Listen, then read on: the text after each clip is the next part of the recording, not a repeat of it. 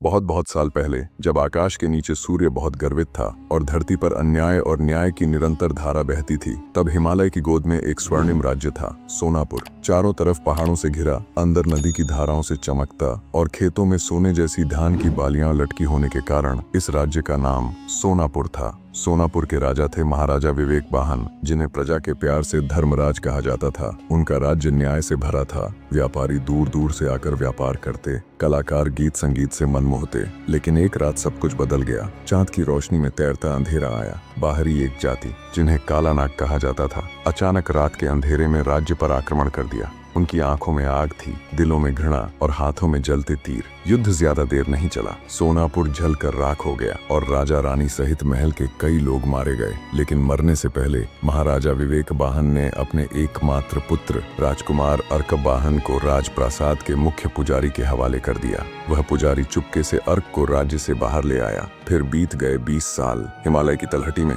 एक गुप्त आश्रम, वहीं बड़ा हो रहा था राजकुमार अर्क वाहन। पुजारी महाराज जो उसे उस रात लेकर आए थे, उसे अपने बेटे की तरह पाल रहे थे। अर्क नहीं जानता था कि वह कौन है, कहां से आया है। बस इतना जानता था कि उसके सपनों में बार बार आग जलती, रोने की आवाजें आती और एक गंभीर आवाज कहती, राज्य की रक्षा करो। समय बीता। अर्क युवा हो गया, बलवान, साहसी, विचारशील। जंगल के जानवर, पहाड़ की ढलानें, नदी की धाराएं, सब उसके साथी बन गए। एक दिन अचानक आश्रम में वापस आया एक गंभीर रूप से घायल सन्यासी। उसने पुजारी महाराज से कहा, काला नाग फिर सक्रिय हो गए हैं। वे सोनापुर के अंतिम वारिस को ढूंढ रहे हैं। उन्हें पता चल गया है कि वह जीवित है। उसी रात पुजारी महाराज ने अर्क को सच बताया, तू राजकुमार है, सोनापुर का एकमात्र उत्तराधिकारी। तेरे माता पिता ने देश की रक्षा में प्राण दिए। क्या तू खोया हुआ राज्य वापस पाने की प्रतिज्ञा कर सकता है? अर्क वाहन की आंखों में आंसू, गला कसकर बोला, मैं सिर्फ राज्य ही नहीं, अपने पिता का सम्मान, अपनी माँ की आत्मा की शांति वापस लाऊंगा। मैं राजकुमार अर्क वाहन हूँ, सोनापुर का उत्तराधिकारी। यह मेरी प्रतिज्ञा है।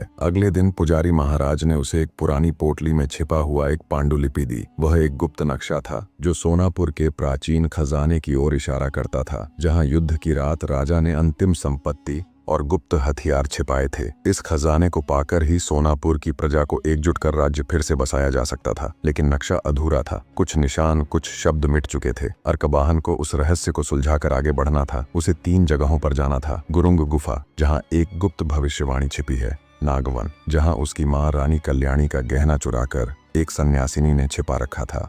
ताम्रखंड, जहाँ सोनापुर का अंतिम सेनापति छिपा हुआ है। सुबह की पहली किरण के साथ अर्क वाहन ने अपनी यात्रा शुरू की। कमर में बंधा अग्निबाण, पीठ पर सूखे राशन का थैला और हाथ में नक्शा। उसके साथ था बीरू, बुद्धिमान, मजाकिया, लेकिन मुसीबत में साहसी और वफादार। यात्रा का पहला दिन पहाड़ी रास्ते पर चलते हुए वे एक जंगली इलाके में पहुंचे, जहां इंसानी बस्ती कम और खतरनाक जानवरों का राज था। बीरू बार बार पूछता, क्या गुरुंग गुफा सच में है? किसी को तो इसकी सच्चाई पता नहीं। अर्क वाहन ने जवाब दिया, मेरे पिता को विश्वास था कि इस गुफा की भविष्यवाणी एक दिन सब बदल देगी, इसीलिए इसे ढूंढना ही होगा। वे रात को एक पेड़ के नीचे रुके। अंधेरा गहराने लगा और तभी दूर से एक दहाड़ सुनाई दी। एक जंगली भालू आसपास घूम रहा था। बीरू डर गया, लेकिन अर्क ने धीरे से अग्निबाण निकाला। उसने अंधेरे में भालू की आंखों पर निशाना साधकर बिना आवाज किए छोड़ा। आग की लपट से भालू भाग गया। यही थी अग्निबाण की शक्ति। यह कोई साधारण हथियार नहीं था, बल्कि राज परिवार का एक रहस्यमय अस्त्र था, जिसे सिर्फ राजा का खून ही इस्तेमाल कर सकता था। अगले दिन दोपहर में वे एक प्राचीन झरने के किनारे पहुंचे।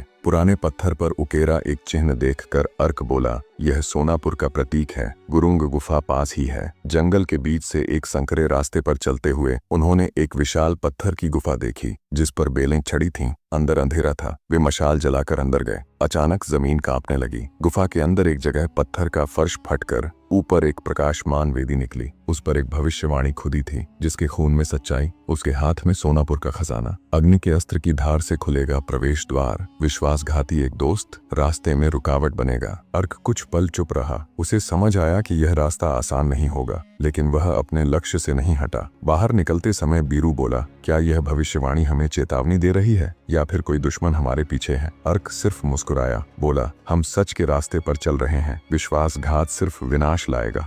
गुरुंग गुफा से निकलकर अर्क वाहन और बीरू दक्षिण की ओर बढ़े, नागवन की तरफ। एक सुनसान प्राचीन जंगल, जहां दिन की रोशनी भी पत्तों के बीच से जमीन तक नहीं पहुंच पाती। इस जंगल में कभी अमृतनंदी सन्यासिनी रहती थीं। जिन्होंने काला नाग के हमले की रात राजमहल से रानी कल्याणी का स्वर्ण आभूषण लेकर भाग गई थीं, ताकि दुश्मन उस गहने से सोनापुर के खजाने का नक्शा न ढूंढ पाए। कई साल बीत गए, लेकिन उस गहने में छिपा था नक्शे का एक गुप्त टुकड़ा। जैसे ही वे नागवन में घुसे, अर्कबाहन के मन में एक अजीब सी ठंडक महसूस हुई। पेड़ फुसफुसा रहे थे और पैरों के नीचे सूखी पत्तियां नहीं बल्कि कुछ नरम और सर्पिल सा हिल रहा था। पीरू फुसफुसाया, ये जंगल शापित है। मैंने सुना है यहाँ के सांप इंसानी भाषा समझते हैं। अर्क चुप रहा, उसकी नजरें सिर्फ मंजिल पर थीं। तभी एक पेड़ की डाल से एक सफेद नाग गिरा। आंखें हीरे की तरह चमक रही थीं, लेकिन वह हमला नहीं किया, बल्कि जमीन पर सांप से बने एक गोल चिन्ह पर जाकर रुका। अर्क उसके पीछे पीछे चला। उस चिन्ह के नीचे उन्हें एक प्राचीन पत्थर का ढक्कन मिला, एक गुप्त कमरे का प्रवेश द्वार। कमरे के अंदर जाकर उन्होंने धूल भरे कक्ष में एक मम्मी जैसी कंकाल देखा। सामने रखे थे रानी का गहना और एक लकड़ी का डिब्बा। उसके पास लिखा एक पत्र,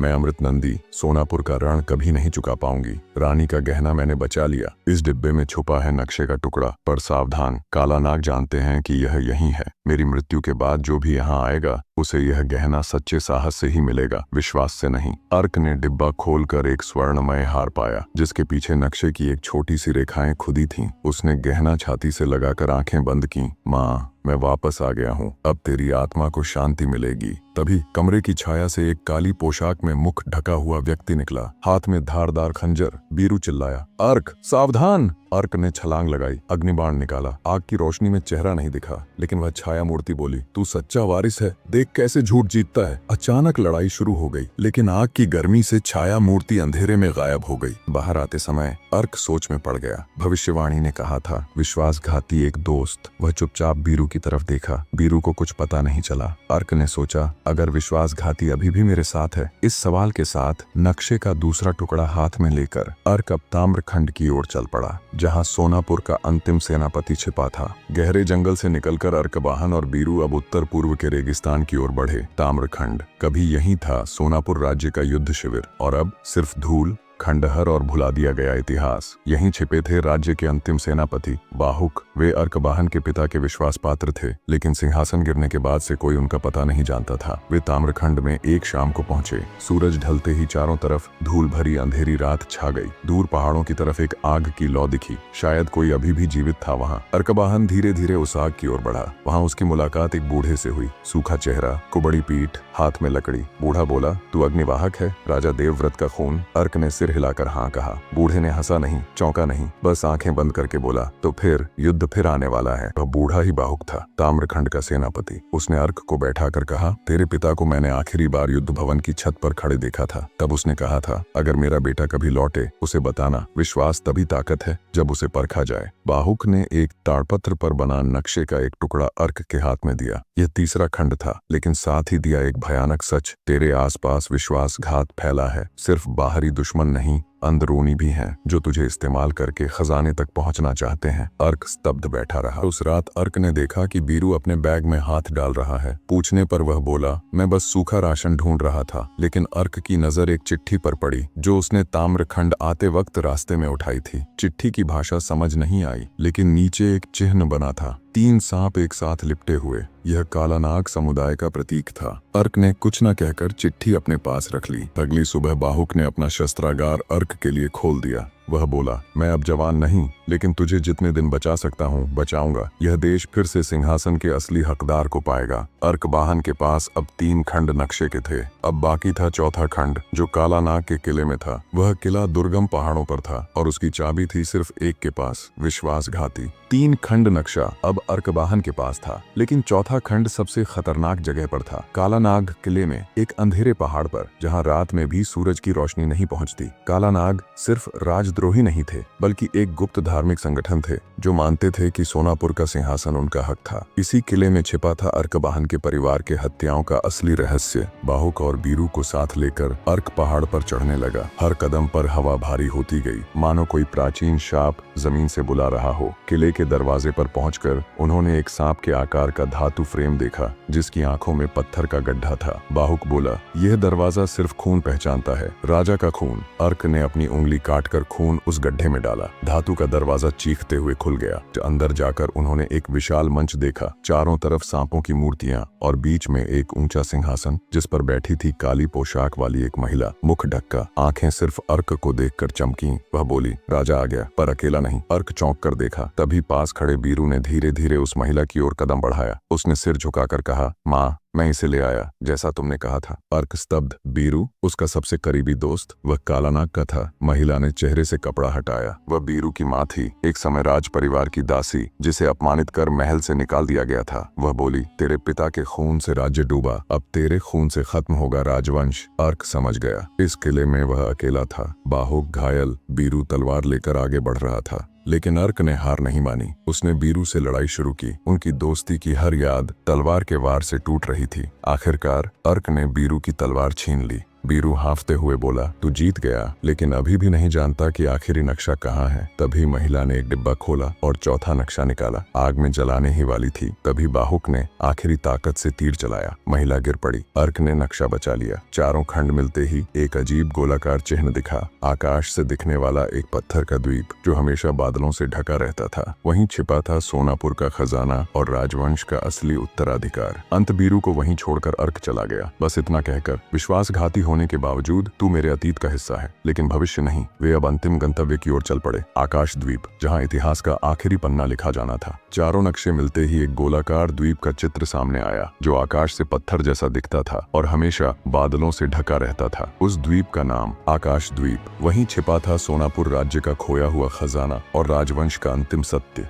ताम्रखंड के पुराने युद्धक विमान से अर्क, बाहन और बाहुक निकल पड़े। चारों तरफ बिजली, काले बादल और तूफान, मानो आकाश खुद उस द्वीप की रक्षा कर रहा हो। वे बादलों को चीरते हुए एक काली पहाड़ी घाटी में पहुंचे, जहां हवा थम सी गई थी। द्वीप के बीच में एक विशाल मंदिर जैसी पत्थर की संरचना, रक्त सिंह द्वार। रक्त सिंह की परीक्षा द्वार पर लिखा था, जिसके खून में सच, उसी को पत्थर में प्रवेश मिलेगा। अर्क ने अपना खून स्पर्श करते ही द्वार कांप कर खुल गया। अंदर एक विशाल गुफा, चारों तरफ सोने का आवरण, प्राचीन हथियार, ग्रंथ और एक सिंहासन, और उसके सामने एक लकड़ी का ताबूत। अर्क ने धीरे से ताबूत खोला तो स्तब्ध रह गया। अंदर उसका पिता राजा देवव्रत, लेकिन जीवित, गहरी नींद में थे, एक विशेष दवा से, ताकि कोई भविष्यवाणी पूरी न होने तक वे न जागे। गुफा की दीवार पर खुदा था, जिस दिन चारों नक्शे मिलेंगे, जिस दिन विश्वास और धोखे में सच्चाई जीतेगी, उस दिन राजा जागेगा। बाहुक हैरान, इतने साल बाद वह दिन आ गया था। नक्शों को विशेष अग्नि में जलाने पर एक धुआं ताबूत में घुसा। धीरे धीरे राजा ने आंखें खोली और अर्क की ओर देखा। मुस्कुराकर बोले,